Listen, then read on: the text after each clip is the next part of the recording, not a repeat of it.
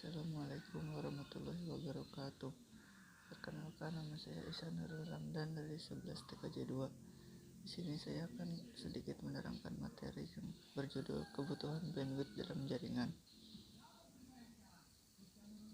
Jadi di sini saya ada konsep materi. Yang pertama ada pengertian bandwidth, 2 pengertian macam-macam bandwidth, fungsi bandwidth dalam jaringan, pengertian throughput, dan 5 kebutuhan bandwidth dalam jaringan. Oke, yang pertama, apa sih itu bandwidth? Jadi bandwidth adalah suatu nilai konsumsi transfer paket atau data yang dihitung dalam satuan bit per second atau bps antara server dan klien dalam waktu tertentu. Jadi bandwidth adalah kapasitas yang dapat digunakan pada kabel Ethernet agar dapat dilewati trafik paket data dalam kapasitas maksimal tertentu. Oke, next. Macam-macam pengertian bandwidth. Yang pertama ada bandwidth analog. Jadi bandwidth analog adalah perbedaan antara frekuensi rendah ke frekuensi yang paling tinggi. Yang selanjutnya ada bandwidth digital. Jadi bandwidth digital ini yaitu volume ataupun jumlah suatu data yang bisa dikirimkan melalui sebuah saluran komunikasi tanpa adanya distorsi. Next, ada bandwidth uplink. Jadi bandwidth uplink itu suatu nilai konsumsi transfer data yang dihitung dalam bit per second atau yang disebut BPS. Jadi kita bisa lihat di sini uplink itu dari terminal menuju base station. Jadi dia seperti mengirimkan sinyal dan dari sinyal itu kembali lagi menuju ke terminal. Oke, selanjutnya ada bandwidth downlink. Bandwidth downlink adalah digunakan untuk mengambil data menggunakan jaringan komputer. Jadi bisa kita lihat di sini, ini komputer dan ini ada base station. Jadi di sini dari komputer ini mengambil data dari sebuah base station di sini. Yang selanjutnya, bagaimana sih fungsi bandwidth dalam jaringan? Jadi fungsi bandwidth dalam jaringan itu ada 3. Yang pertama, menjadi jalur atau media penyimpanan data. Dan yang kedua, membatasi kecepatan transfer data. Yang ketiga,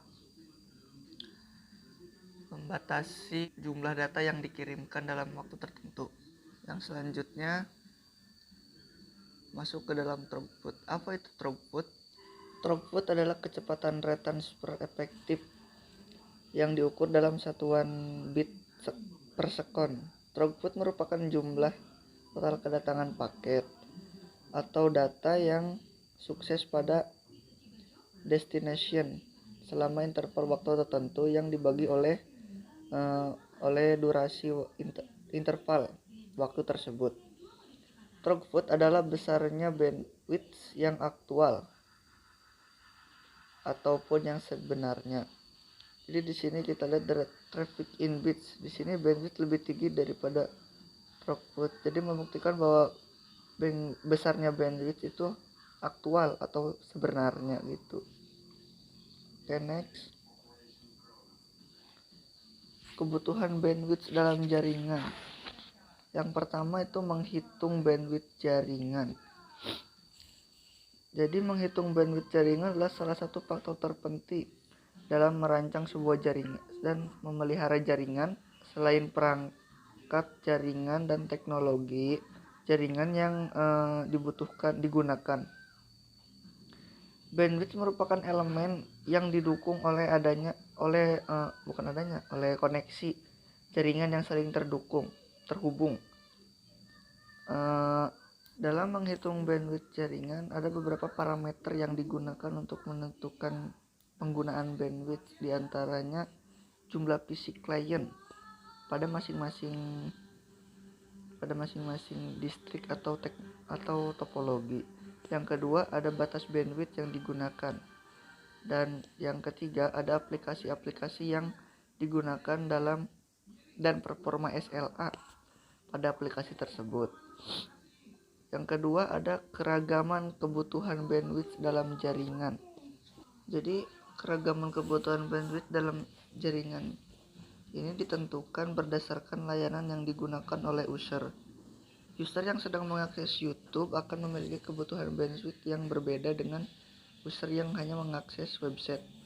Agar tetap efektif, pengguna harus mengetahui kebutuhan layanan untuk dirinya sehingga dapat menghitung total bandwidth yang dibutuhkan. Yang ketiga, ada manajemen bandwidth dalam jaringan. Manajemen bandwidth dalam jaringan adalah teknik manajemen traffic jaringan komputer untuk mengatur bandwidth sesuai dengan yang diinginkan. Ada dua metode manajemen bandwidth. Yang pertama ada hierarchical taken bucket atau HTB. Dan yang kedua ada class based queuing atau CBQ. HTB sendiri adalah sebuah sistem atau metode untuk mengatur dan mengontrol kapasitas bandwidth. Tetapi untuk HTB sendiri diambil dari algoritma token bucket. Analogi dari algoritma ini yaitu penetapan kapasitas keranjang atau bucket pada pengambilan kesekalian kali atau token. HTB berperan dalam mengontrol penggunaan bandwidth terhadap link yang diberikan kepada klien. HTB memungkinkan penggunaan fisik link single untuk menggunakan multiple link dan untuk mengirimkan jenis trafik yang berbeda pada tampilan link yang berbeda. Dengan kata lain, HTB ini sangat berguna untuk membatasi kapasitas download dan upload pada klien. Parameter yang digunakan HTB menentukan jenis queue. Di antaranya adalah read, shell, dan read. CBQ adalah teknik klasifikasi paket data yang memungkinkan sharing bandwidth antara kelas dan memiliki fasilitas user interface. Dan CBQ ini mengatur bandwidth jaringan yang dialokasikan untuk setiap user. Pemakaian bandwidth yang melebihi nilai set akan dipotong atau shopping. CBQ juga dapat diatur untuk sharing dan meminjam bandwidth antar kelas. Dan untuk CBQ juga itu adalah algoritma pengaturan traffic jaringan yang dikembangkan oleh Network Research Group at Lawrence Berkeley National Laboratory sebagai salah satu alternatif teknologi router based yang masih tradisional. Parameter yang digunakan CBQ untuk menentukan jenis queue diantaranya adalah APPKT, yang kedua bandwidth, read, shell, isolated atau sharing, dan banded atau borrow. Oke, next yang selanjutnya. Di sini saya lupa menambahkan, yaitu ada faktor-faktor yang mempengaruhi bandwidth dan throughput.